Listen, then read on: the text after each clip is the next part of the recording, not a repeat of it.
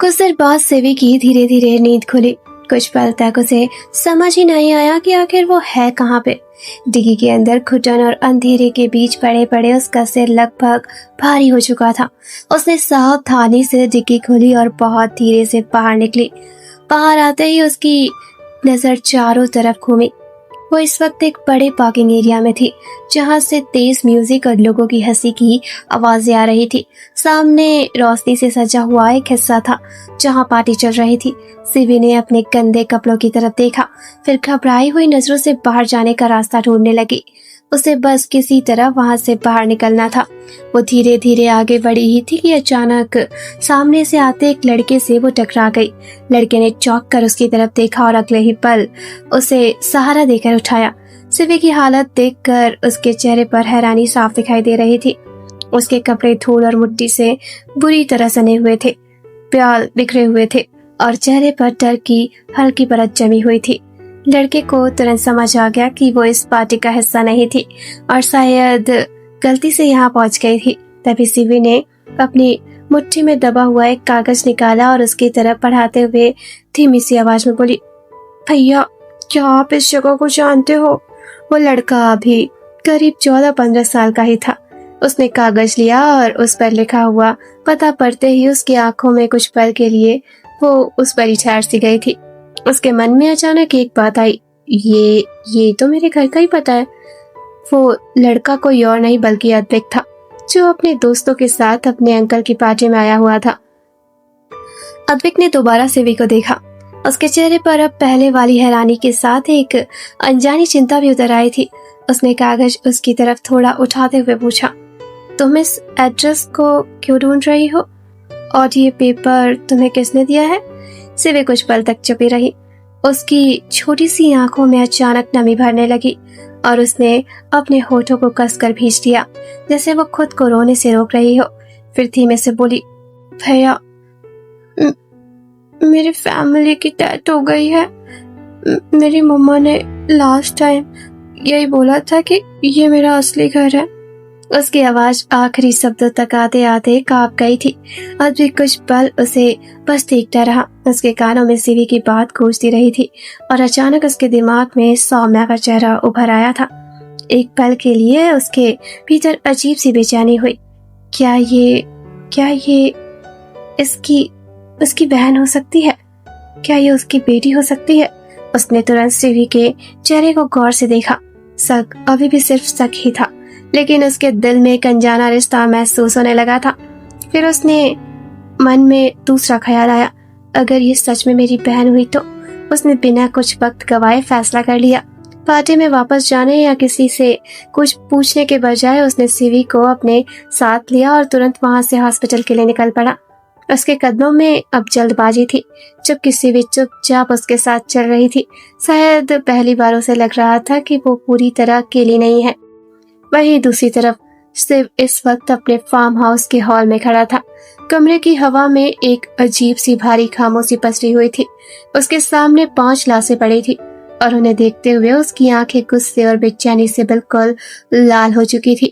उसके हाथों की नसें साफ उभर आई थी और उसकी मुट्ठियां इतनी ज्यादा कस चुकी थी कि उंगलियां बिल्कुल सफेद पड़ गई थी। आसपास खड़े उसके आदमी डरे सहमे उसे देख रहे थे। किसी में इतनी हिम्मत नहीं थी कि उससे कुछ भी पूछ सके। शिव के दिमाग में सिर्फ एक सवाल घूम रहा था, सिवी इतनी जल्दी आखिर कहाँ गायब हो गई? वो जानता था कि सिवी भार्गव सदन के अलावा कहीं भी नहीं जाती थी। जिस रास्ते में वो गायब हुई थी वहां कोई सीसीटीवी कैमरा भी नहीं था। इसी बात का फायदा उठाकर शिव ने उस जगह को भार्गव परिवार को खत्म करने के लिए ही चुना था। उसे पूरा यकीन था कि उसकी बनाई हुई योजना में कोई कमी नहीं रह सकती है, लेकिन अब वही फैसला जैसे धीरे धीरे उसके खिलाफ जा रहा था। उसके एक आदमी ने घबराते हुए उसे बताया था कि रंजीत जी हॉस्पिटल में है, लेकिन अब उनकी हालत ठीक है। शिव ने ये सुना तो उसकी आंखों में गुस्सा और भी ज्यादा गहरा हो गया। उसे समझ नहीं आ रहा था कि जिस खेल में उसने सब कुछ अपने हिसाब से करने की सोची थी, उसमें अचानक सिवी ही उसके हाथ से कैसे निकल गई। उसके चेहरे पर गुस्सा साफ था, लेकिन उस गुस्से के पीछे पहली बार एक हल्की सी बेचैनी भी थी। कहीं सिवी के लिए उसकी सबसे बड़ी मुसीबत बनकर तो नहीं वापस आने वाली थी। वहीं हॉस्पिटल में पड़े रंजीत जी को इस बात का बेहद दुख था कि उनके ही पोते ने उनके सबसे करीबी दोस्त के परिवार को पूरी तरह बर्बाद कर दिया था। ये सोचकर उनके भीतर अपराध बोध और पछतावा दोनों ही गहराते जा रहे थे। वक्त धीरे धीरे गुजर रहा था, लेकिन शिवी का कोई भी अता पता नहीं चल रहा था। शिव के लिए उसका यूं अचानक गायब हो जाना किसी सजा से कम नहीं था।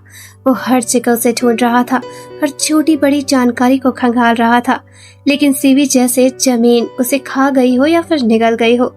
दिन बीतने के साथ उसका जुनून और भी ज्यादा बढ़ रहा था और आखिरकार वो लगभग पागल सा हो गया था।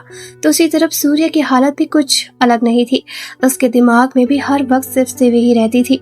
वो भी उसे ढूंढना चाहता था, लेकिन हर कोशिश के बाद उसके हाथ सिर्फ निराशा ही लगती थी। रंजीत जी दोनों की हालत समझ चुके थे। उन्हें पता था कि अगर शिव और सूर्य इस तरह शिवी को ढूंढते रहे तो हालात और भी ज्यादा बिगड़ सकते हैं। इसीलिए उन्होंने आखिरकार दोनों को वापस विदेश भेजने का फैसला किया। शायद उन्हें लगा था कि दूरी इन दोनों के जुनून को थोड़ा शांत कर देगी। वहीं अद्विक को अब सच्चाई पता चल चुकी थी। शिवी कोई अनजान लड़की नहीं बल्कि उसकी अपनी बहन थी। जिस रिश्ते की सिर्फ एक संभावना उसके मन में उठी थी वो अब सच बन चुका था। दूसरी तरफ सौम्या भी अपने पूरे परिवार से मिल चुकी थी। बिछड़ने के बाद अपनों को सामने देखकर उसके भीतर दबे हुए सारे एहसास जैसे एक साथ बाहर आ गए थे। हालांकि वो उन्हें अच्छे से जानती तो नहीं थी, लेकिन ये उसका असली परिवार था। उधर रंजीत जी ने अपना फैसला कायम रखते हुए शिव और सूर्य को विदेश भेज दिया था, लेकिन विदेश पहुंचने के बाद भी शिव के भीतर शिवी को पाने की जिद खत्म नहीं हुई थी। उसने अपनी पूरी पहचान बदल ली थी। अपना हुलिया, अपना नाम तक बदल लिया था ताकि कोई भी उसे पहचान ही ना सके। लेकिन एक चीज उसने नहीं बदली थी, शिवी को ढूंढने की कोशिश। वो दूर रहकर भी लगातार उसकी तलाश करता रहा। दूसरी तरफ शिवी धीरे धीरे अपनी पुरानी जिंदगी में वापस लौट आई थी। बाहर से उसकी जिंदगी फिर नॉर्मल दिखाई देने लगी थी, लेकिन उसके भीतर बहुत कुछ बदल चुका था। उसने जो कुछ खोया था, जो दर्द सहा था, उसे वो भूल नहीं पाई थी। उसके मन में एक ही बात गहराई में बैठ चुकी थी, शिव ने जो किया है उसका बदला तो कुछ जरूर लेगी। फ्लैशबैक एंड सौम्या इतने समय से यही सब सोच रही थी। पुराने सच, बिछड़े रिश्ते और उन घटनाओं की यादों उसके मन में एक के बाद एक घूम रही थी। आखिरकार उसने खुद को संभाला और धीरे से उठकर अपने कमरे की तरफ चली गई। उसके कदम धीमे थे और चेहरे पर अब भी उन बातों का असर साफ दिखाई दे रहा था। वहीं दूसरी तरफ रेवल का गुस्सा भी अभी पूरी तरह शांत नहीं हुआ था। वो कुछ देर तक वहीं खड़ा रहा, जैसे अपने भीतर उठ रहे सवालों और गुस्से को काबू करने की कोशिश कर रहा हो। धीरे धीरे उसकी सांसें नॉर्मल हुई और चेहरे की कठोरता थोड़ी कम हुई। वो वापस हॉल में लौट आया, लेकिन जैसे ही उसकी नजर सामने गई उसकी भौं सिकुड़ गई। सौम्या वहाँ कहीं भी नहीं थी। रेवल कुछ पल तक वहीं खड़ा रहा। उसे पता था कि अभी अभी इतनी बड़ी सच्चाई जानने के बाद सौम्या में इतनी हिम्मत तो नहीं होगी कि वो अकेले यहाँ से भाग जाए। उसके जाने की सबसे बड़ी वजह भी वही थी, साफ थी। उसने बिना ज्यादा सोचे अंदाजा लगा लिया कि वो अपने कमरे में ही गई होगी। इसी सोच के साथ रेवल ने कदम बढ़ाए और सीधे सौम्या के कमरे की तरफ चल पड़ा। कांच से बंद बालकनी के सामने खड़ी सौम्या की नजरें बाहर ठहरे आसमान पर टिकी थी, लेकिन उसका ध्यान वहां नहीं था। कमरे के सन्नाटे में अचानक हवा का रुख बदला और एक जानी पहचानी दहशत उसकी रीढ़ की हड्डी में उतर गई। जैसे ही दो बेहद ठंडे हाथ उसकी कमर पर आकर टिके, सौम्या के जिस्म में एक सिहरन दौड़ गई, लेकिन उसने खुद को हिलने नहीं दिया। वह जानती थी कि यह रेवल है, इसलिए उसने अपनी सांसों की रफ्तार को काबू में रखा और आंखों की पलकें तक नहीं झपकाईं। रेवल ने धीरे से अपना भारी सिर सौम्या के नाजुक कंधे पर टिका दिया, जिससे उसके चेहरे पर ठंडी सांसें महसूस होने लगी। उसकी आवाज में एक अजीब सी खौफनाक मिठास थी जब उसने फुसफुसाकर कहा, कंग्रेचुलेशन जान, अब तुम वापस उसी खंडहर में जाओगी जहां से तुम्हारे परिवार ने तुम्हें बहुत बचाने की कोशिश की थी। और परसों हमारी शादी है। राणा परिवार तुम्हारा बहुत ही बेसब्री से इंतजार कर रहा है। इतना कहकर रेवल ने अपनी आंखें मूंद ली और अपना चेहरा सौम्या के बिखरे हुए बालों में छुपा लिया। वह किसी गहरे नशे की तरह उसके बालों की खुशबू को अपने अंदर खींचने लगा, जैसे उस खुशबू पर सिर्फ और सिर्फ उसी का हक हो। सौम्या पत्थर की मूरत बनी खड़ी रही। उसके चेहरे पर कोई भाव नहीं था, लेकिन अंदर एक तूफान चल रहा था। उसकी इस बेरुखी ने रेवल के भीतर की बेचैनी को और बढ़ा दिया। उसने सौम्या के बालों से अपना चेहरा हटाया और उसकी गर्दन के पास अपनी भारी आवाज में दोबारा कहा, तुम्हें पता है, मुझे तो शादी का इंतजार ही नहीं हो रहा है। मन तो कर रहा है तुम्हें अभी अपना बना लूं, लेकिन माँ सा को ये पसंद नहीं और ना ही ये मेरे उसूल है, वरना तुम्हारा ये लवर तुम्हारे लिए पागल है। उसकी बातों में एक तरफ बेकाबू चाहत थी, तो दूसरी तरफ अपनी माँ और उसूलों का वो रौब, जिसे वो कभी नहीं तोड़ता था। उसने सौम्या को कोई जवाब देने का मौका नहीं दिया। एक झटके के साथ उसने सौम्या को अपनी तरफ घुमाया, जिससे दोनों की नजरें बेहद करीब से टकराईं। बिना एक पल गवाए उसने अपने होंठ सौम्या के कांपते हुए होठों पर रख दिए। यह किस कोई आम स्पर्श नहीं था, इसमें सालों की अधूरी चाहत और एक जिद्दी हक था। सौम्या ने न तो उसे रोका और न ही कोई विरोध किया। उसने खुद को पूरी तरह उसकी गिरफ्त में छोड़ दिया। रेवल का पागलपन बढ़ता जा रहा था। उसने सौम्या को अपनी बाहों में समेटा और चूमते हुए ही उसे कमरे के बड़े से बेड की तरफ खींच ले गया। जैसे ही सौम्या का पीठ बेड से टकरानी, रेवल पूरी तरह उसके ऊपर आ गया। वह बिना रुके बेतहाशा उसे चूमने लगा, मानो वो वक्त के हर एक सेकंड को समेट लेना चाहता हो, जैसे इस एक पल के लिए उसने जाने कितने सालों का लंबा और दर्दनाक इंतजार किया हो। दृश्य अचानक बदलता है और कहानी एक बेहद शांत, ठंडे और अंधेरे कमरे में दाखिल होती है। उस कमरे की चारों दीवारें किसी सनक की गवाह थी। हर एक इंच पर एक ही छोटी बच्ची की अनगिनत तस्वीरें लगी हुई थी, मानो पूरा कमरा उसी एक चेहरे के इर्द गिर्द सिमट गया हो। धुंधली रोशनी में एक लड़का उन तस्वीरों के पास खड़ा था। उसकी उंगलियां बहुत धीरे से, लगभग कांपते हुए उन तस्वीरों पर फिसल रही थी। कहाँ हो तुम एंजल? कितना वक्त हो गया तुम्हें देखे। अब नहीं रहा जाता तुम्हारे बिना। उसकी भारी और टूटी हुई आवाज कमरे के सन्नाटे को चीरती हुई गूंजी। यह कोई और नहीं, सूर्य था। इस वक्त उसकी अपर बॉडी पर कोई कपड़ा नहीं था, जिससे उसकी तराशी हुई मस्कुलर बॉडी साफ नजर आ रही थी। उसकी चौड़ी पीठ पर उकेरा गया एक सिंगल लाइन टैटू इस अंधेरे माहौल में भी उसकी शख्सियत को बेहद अट्रैक्टिव और हैंडसम बना रहा था। लेकिन उसकी इस खूबसूरती के पीछे एक गहरा, खौफनाक पागलपन छिपा था। वह दीवाने की तरह एक तस्वीर के पास गया और अपनी उंगलियों से शिवी के होठों को छूने लगा। उसकी आंखों में एक अजीब सी शिद्दत और सनक साफ देखी जा सकती थी। उसने खुद से बुदबुदाते हुए कहा, जान, तुम्हें पाना चाहता हूँ। बचपन से सिर्फ तुम्हें चाहा है। सारी लड़कियां मतलबी होती हैं। आई वॉन्ट यू, हमेशा के लिए। इन शब्दों के साथ ही उसके सब्र का बांध टूट गया। उसने अपनी आंखें बंद की और तस्वीर में दिख रहे शिवी के मासूम होठों पर अपने होंठ रख दिए। एक ऐसा किस जिसमें प्यार से ज्यादा उसे हर हाल में हासिल कर लेने की एक जिद थी। कहानी का यह मोड़ साफ इशारा करता है कि आगे चलकर रेवल और सूर्य के रास्ते इस कदर टकराएंगे कि शायद दोनों मेन लीड्स में से किसी एक को अपनी जान गंवानी पड़े। दूसरी तरफ कमरा अभी भी उसी पुरानी अधूरी ख्वाहिश को जीने में मसरूफ था। रेवल जैसे वक्त को थाम लेना चाहता था, वह सौम्या को छोड़ने का नाम ही नहीं ले रहा था। उसका यह जुनून इस कदर हावी था कि सौम्या का दम घुटने लगा था, उसकी सांसें अटकने लगी थी। सौम्या की बेपसी और उसकी छटपटाहट को महसूस करते ही रेवल ने भारी सांस छोड़ते हुए उसके होठों को आजाद किया, लेकिन वह रुका नहीं। उसने अपने तपते हुए होंठ सौम्या की नाजुक गर्दन और कॉलर बोन पर टिका दिए।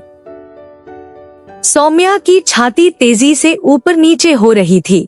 उसकी उखड़ी हुई सांसों की गर्माहट रेवल के सब्र को पूरी तरह आजमाने लगी थी। खुद को और ज्यादा बहकने से रोकने के लिए रेवल ने अपना एक भारी हाथ सौम्या के सीने पर रखा और बेहद धीमी, लगभग हांफती हुई आवाज में कहा, जान, ये मत करो, नहीं तो कंट्रोल नहीं कर पाऊंगा। लेकिन उसकी यह चेतावनी महज एक औपचारिकता थी, क्योंकि अगले ही पल वह दोबारा पूरी शिद्दत से उसके जिस्म में खो गया। कुछ देर बाद अपनी इस बेतहाशा चाहत को शांत कर वह सौम्या के साइड में लेट गया। उसने सौम्या को खींचकर अपने मजबूत सीने से लगा लिया, जैसे वह उसे दुनिया से छुपा लेना चाहता हो, और उसके बालों में फुसफुसाया, जान, बस 3 दिन और उसके बाद मैं तुम्हें अपना बना लूंगा, हर तरीके से।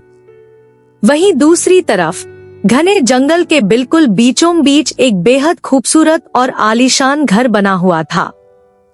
चारों तरफ ऊंचे पेड़ों की कतारें थीं और दूर तक फैली खामोशी के बीच सिर्फ हवा के साथ पत्तों की सरसराहट सुनाई दे रही थी। उस घर के आसपास हर तरफ कड़े पहरे में बॉडीगार्ड्स तैनात थे, जिनकी नजरें लगातार आसपास के इलाके पर घूम रही थी। घर के अंदर बड़े से हॉल में एक औरत व्हीलचेयर पर बैठी हुई थी। उसकी उम्र करीब 50 साल थी, लेकिन चेहरे पर अब भी एक अलगसी गरिमा थी। तभी एक आदमी तेज कदमों से उसकी तरफ बढ़ता हुआ आया। देखने में वह काफी यंग, हैंडसम और रौबदार लग रहा था, लेकिन उम्र में वह उस औरत से भी बड़ा था।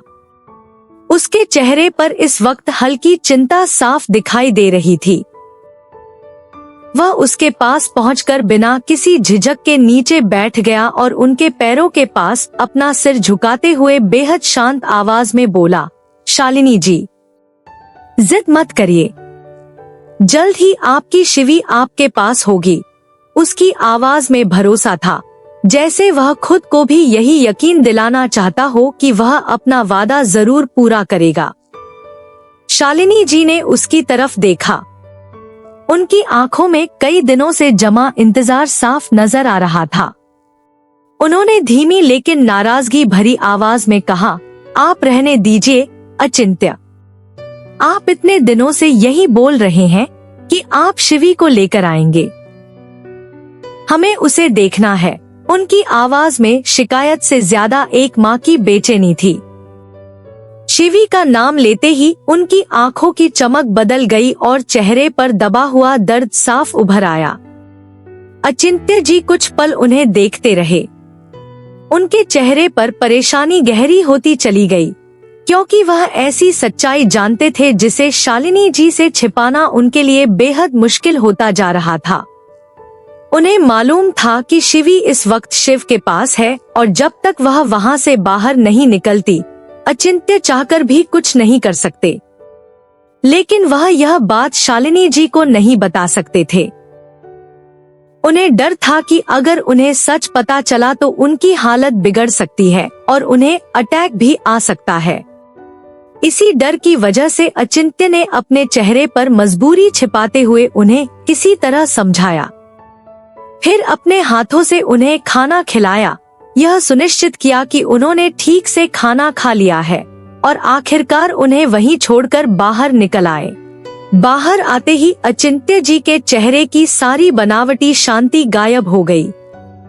वह कुछ कदम ही आगे बढ़े थे कि उनके सामने उनका एक आदमी आकर रुक गया।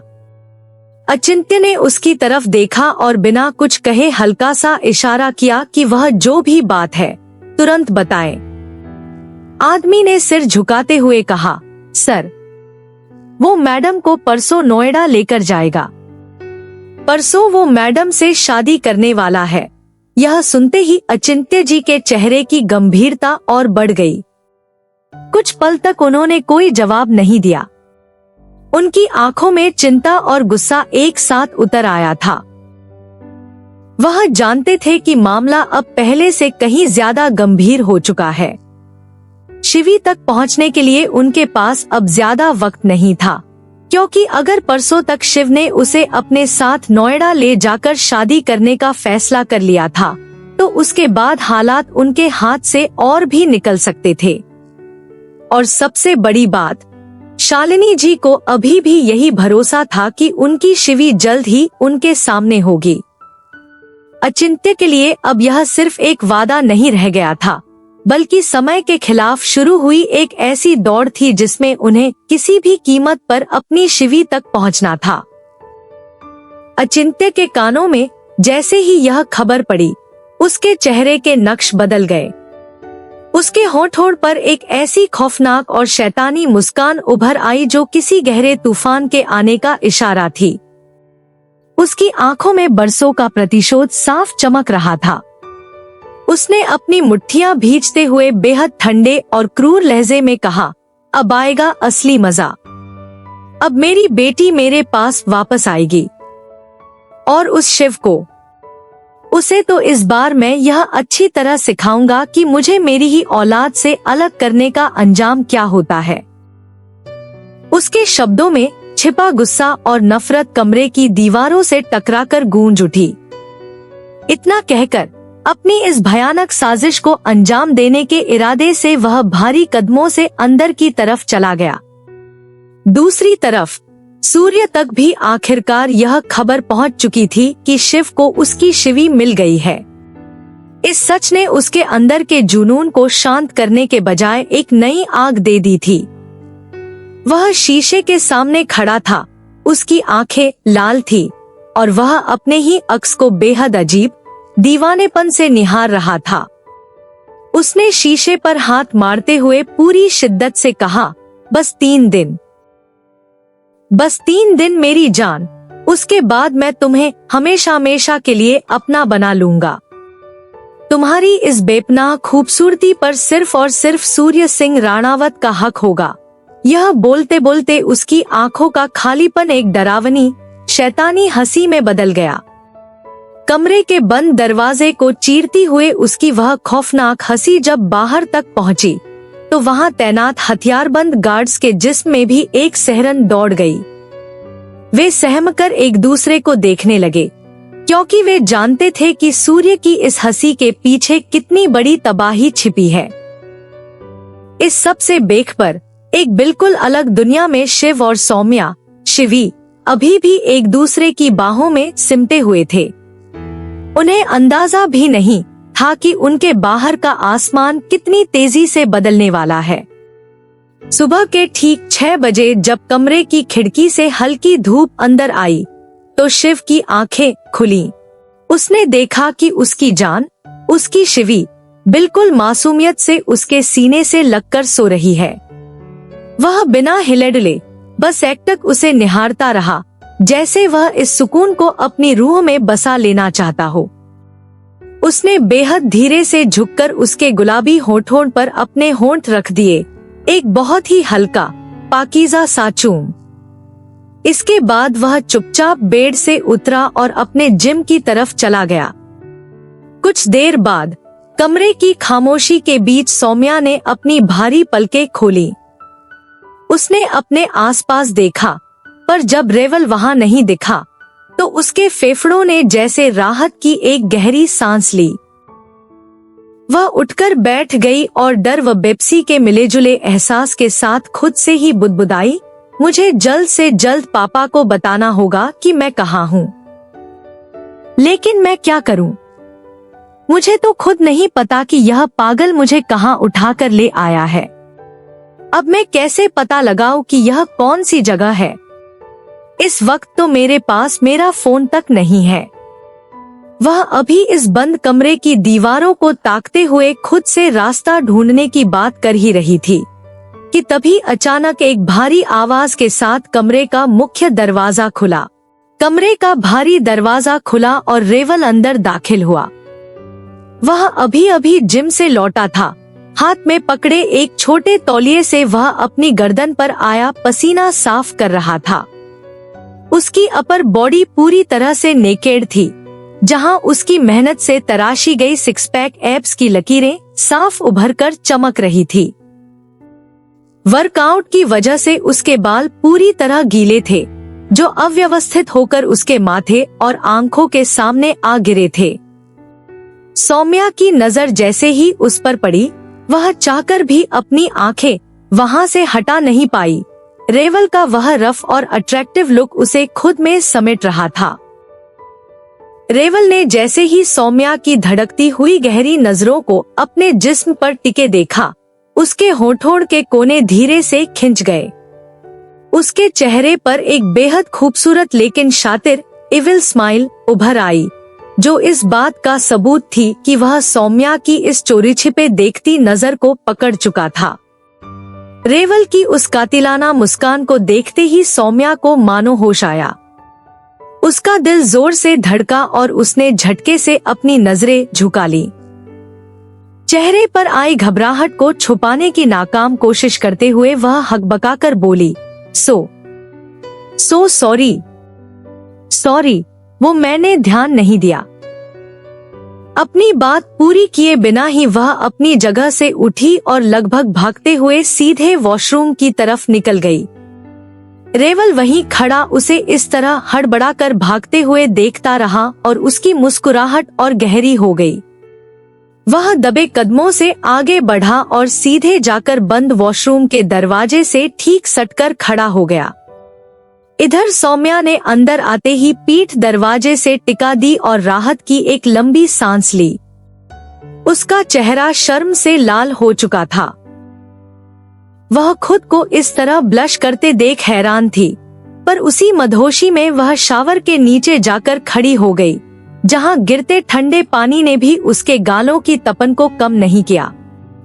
शावर लेने के बाद जब उसने पानी बंद किया, तब अचानक उसकी नजर खाली हैंगर पर पड़ी और उसके होश उड़ गए।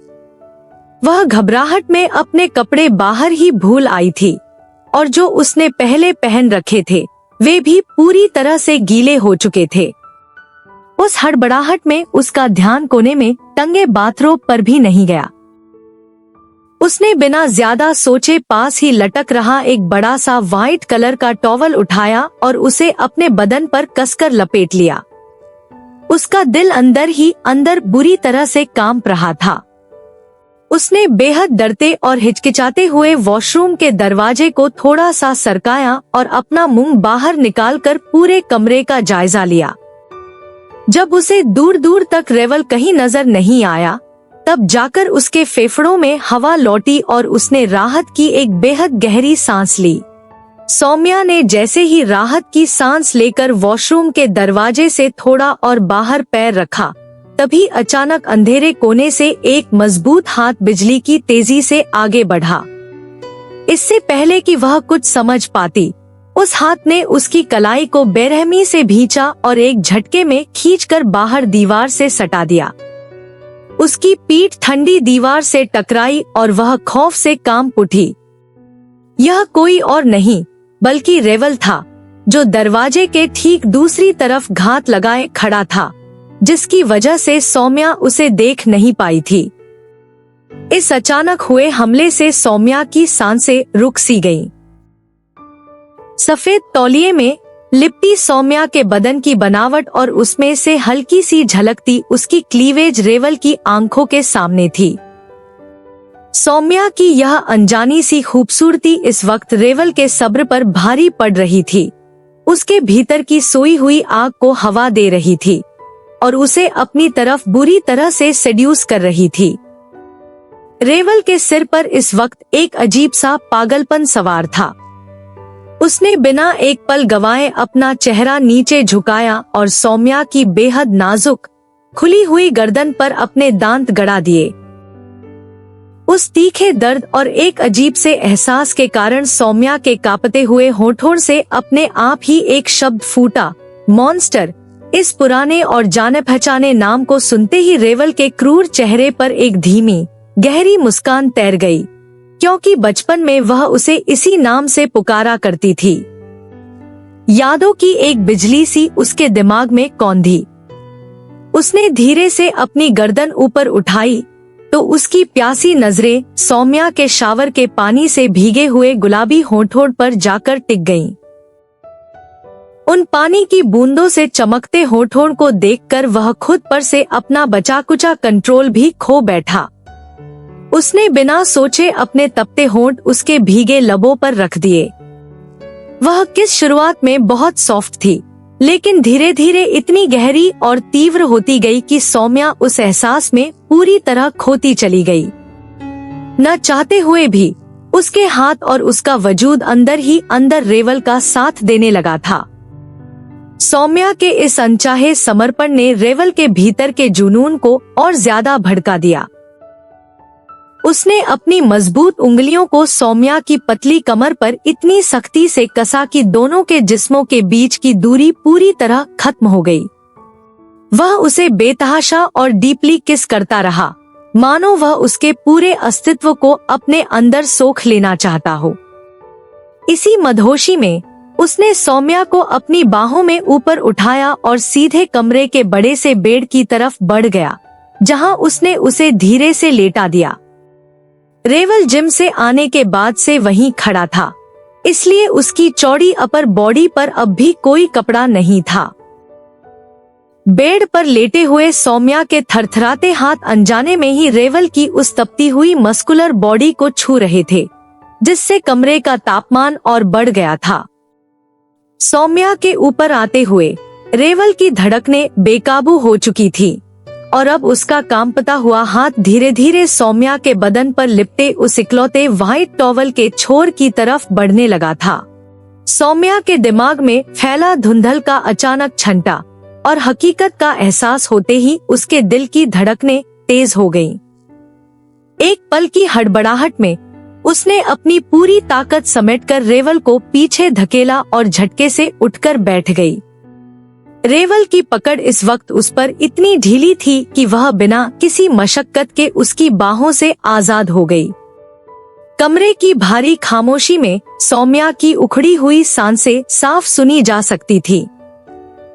रेवल के चेहरे पर गुस्से का कोई नामो निशान नहीं था, उसकी आंखों में एक अजीब सा ठहराव था।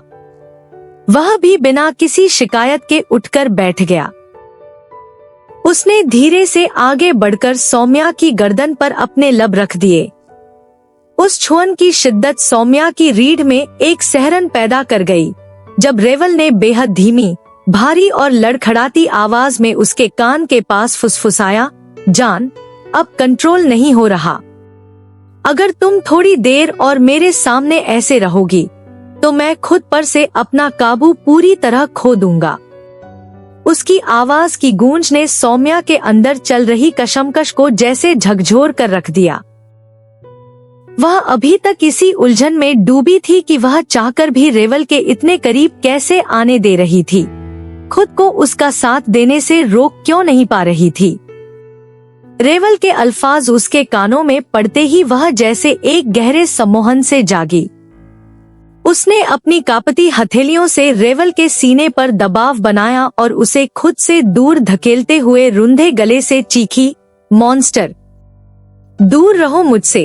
अपनी बात पूरी होते ही वह बिना पीछे मुड़े तेजी से कदम बढ़ाती हुई क्लोजेट रूम की तरफ भाग गई, मानो किसी कैद से भाग रही हो। रेवल ने उसे जाते हुए देखा। उसके चेहरे पर एक फीकी सी मुस्कान उभरी और वह भी एक गहरी सांस छोड़कर वॉशरूम की तरफ मुड़ गया। कुछ देर बाद जब सौम्या बाहर आई, तो उसने रेवल की एक सफेद शर्ट पहन रखी थी। रेवल के लंबे कद और चौड़े कंधों के मुकाबले वह शर्ट सौम्या के घुटनों तक आ रही थी, जिसमें वह बेहद सहमी हुई और मासूम लग रही थी। दूसरी तरफ शहर के एक अंधेरे और सर्द कोने में मंजर बिल्कुल खौफनाक था। डेविड के सिर पर खून सवार था और स्वाति की आखिरी चीखें भी उसके बेरहम हाथों को रोक नहीं पाईं। स्वाति ने अपनी जान बचाने के लिए कमरे की दीवारों को पीटते हुए हर मुमकिन कोशिश की, मदद के लिए चिल्लाती रही, लेकिन उस सूने मकान से उसकी आवाज बाहर नहीं जा सकी और डेविड ने स्वाति को हमेशा के लिए खामोश कर दिया।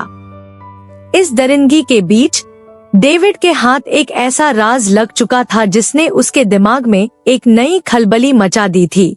उसे सौम्या के बारे में पता चल चुका था। डेविड अच्छी तरह जानता था कि रेवल ने दुनिया के सामने भले ही अपनी छवि एक बेपरवाह प्लेबॉय जैसी बना रखी हो, लेकिन हकीकत यह थी कि उसने आज तक किसी लड़की को छुआ तक नहीं था। रेवल के दिल में बचपन से सिर्फ और सिर्फ शिवी के लिए प्यार था। डेविड की आंखों में एक अजीब सी सनक चमक उठी। वह हर हाल में सौम्या से मिलना चाहता था। वह अपनी आंखों से देखना चाहता था कि आखिर उस लड़की में ऐसा क्या जादू है जिसने रेवल जैसे पत्थर दिल इंसान को इस कदर अपना दीवाना बना दिया कि उसने जिंदगी में कभी किसी दूसरी औरत की तरफ आंख उठाकर भी नहीं देखा। रेवल ने खुद डेविड को अपनी शादी का न्योता भेजा था, सिर्फ इसलिए ताकि वह दुनिया के सामने अपनी उसी शिवी को उससे मिलवा सके जिसे उसने सालों से अपने दिल में छुपा कर रखा था।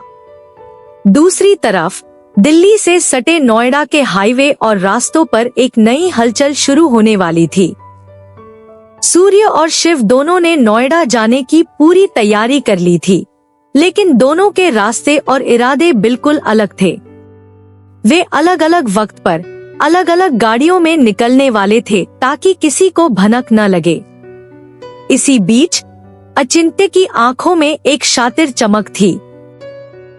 उसने सौम्या को रेवल के चंगुल से निकालकर अपने पास वापस लाने का एक पुख्ता और खतरनाक प्लान तैयार कर लिया था। मोहरे अपनी अपनी जगह पर सेट हो चुके थे और एक बड़े तूफान की तैयारियां मुकम्मल थी।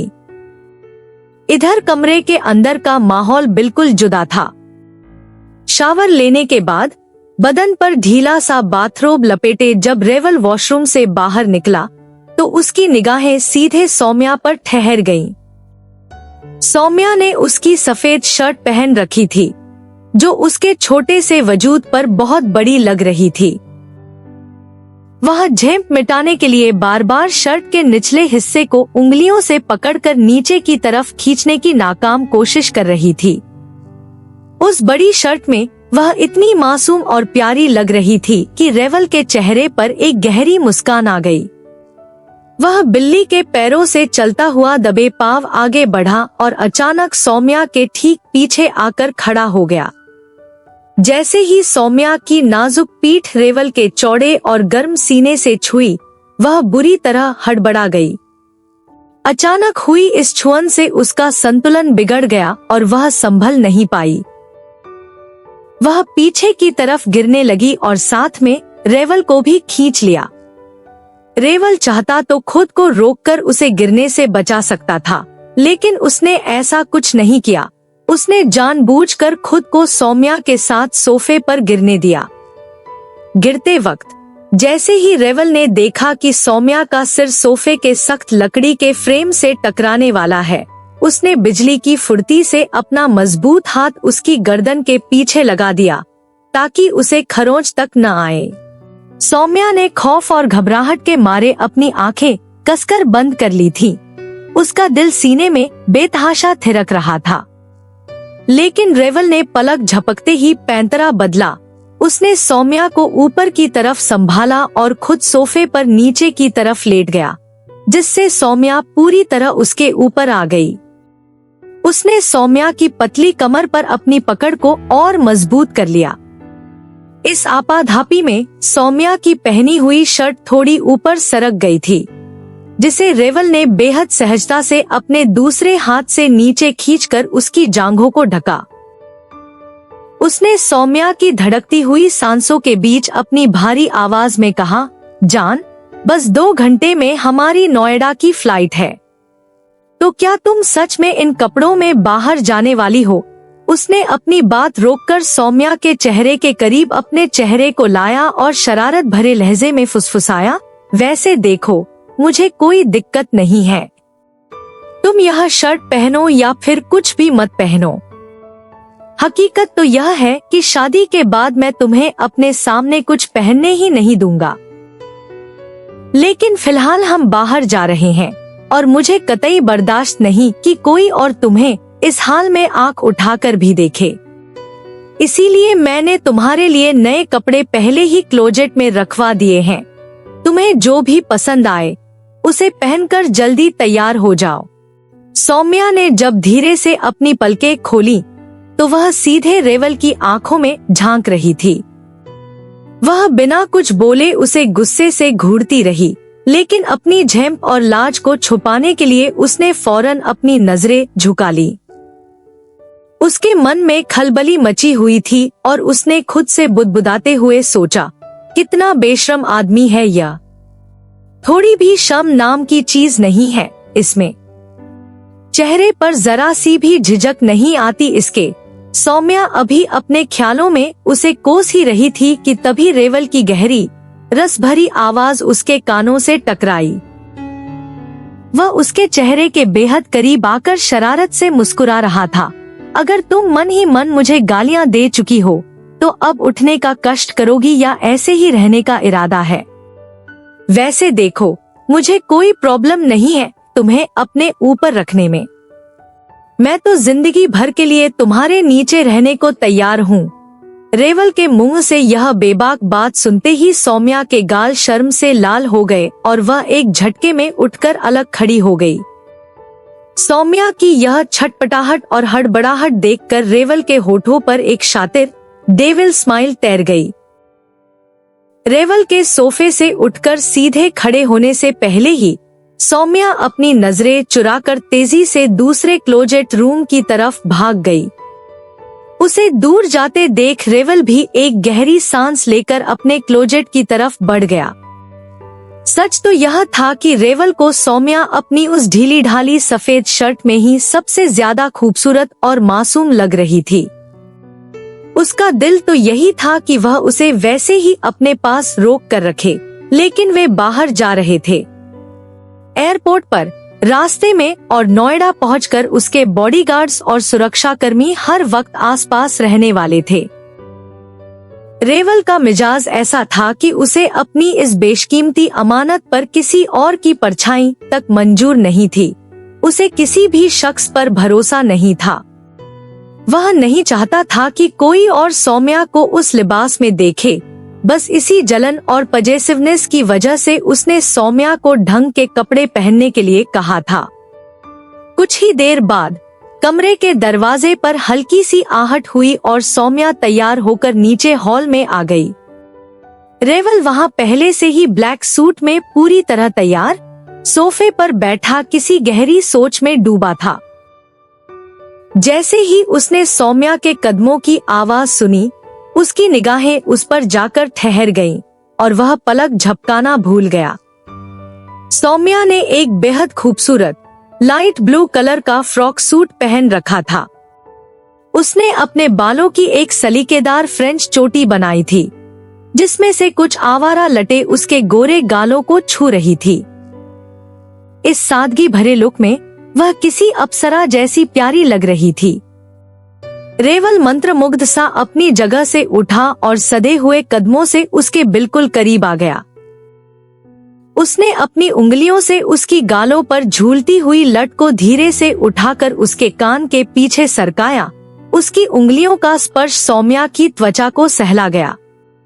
रेवल ने उसकी आंखों में देखते हुए बेहद मखमली आवाज में कहा, "यू लुकिंग गॉर्जियस, डॉल।" इतना कहते ही उसने बिना वक्त गवाए सौम्या की पतली कमर पर अपना मजबूत हाथ टिकाया और उसे हल्के से अपने साथ सटाकर बाहर की तरफ ले आया। बाहर चमचमाती हुई ब्लैक कार उनका इंतजार कर रही थी, जिसके पिछले दरवाजे को बॉडीगार्ड ने फौरन खोला। वे दोनों कार में बैठ गए और गाड़ी रफ्तार पकड़ते हुए सीधे एयरपोर्ट की तरफ दौड़ पड़ी।